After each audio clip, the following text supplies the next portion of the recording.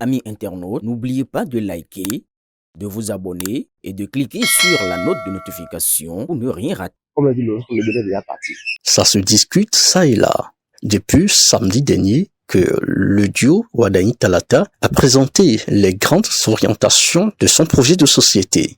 Dans l'air d'eux, comme sur les campus Zemiyaman, artisans et étudiants en débattent, chacun à l'aune de ses aspirations et ses convictions. Moi, j'ai vraiment apprécié son projet de société parce qu'il a parlé de l'agriculture.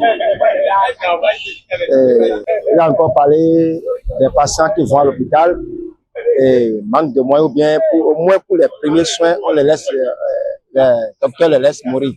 Il a parlé de ça que à son arrivée, ce ne serait plus ainsi. Les axes que je retiens globalement, c'est ce qui est prévu pour le secteur de la santé, où voilà, il faut quand même moderniser beaucoup plus la santé au Bénin, permettre à tout le monde d'avoir accès à la santé, même sans avoir les moyens à prime abord.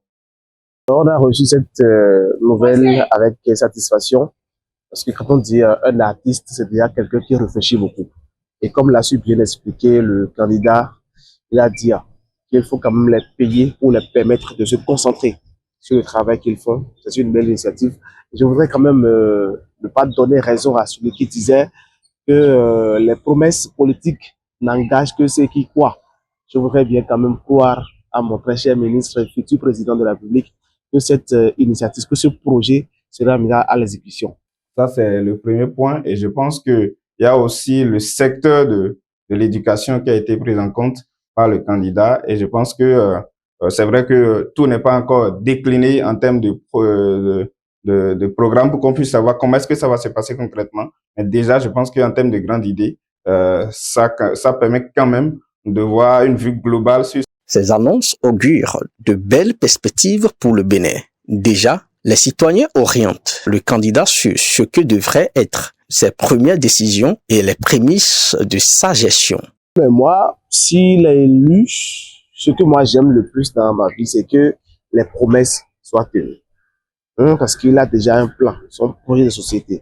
Je pense que si il m'était donné d'adresser un mot au candidat Wadaï, ça serait beaucoup plus de travailler à la cohésion sociale, à la décrispation de thèmes sociaux dans le pays. Parce que c'est important. On ne peut rien construire dans la méfiance, on ne peut rien construire dans la division. À l'université d'Abomey-Calavi, après le passage du candidat, l'espoir renaît. Toutefois, le chapelet de problèmes liés aux conditions d'études refait surface, rappelant l'usance de réponses concrètes aux préoccupations du monde estudiantin. À l'université, nous avons depuis un bon moment, les bus universitaires ne fonctionnent plus. Donc, ce qui porte un coup à nous, étudiants, nous qui sommes très loin pour venir vous.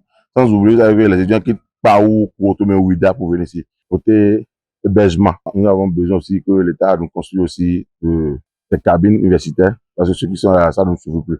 Entre attentes populaires et espoirs renouvelés, le projet de société du duo Wadaï Talata continue de nourrir les débats.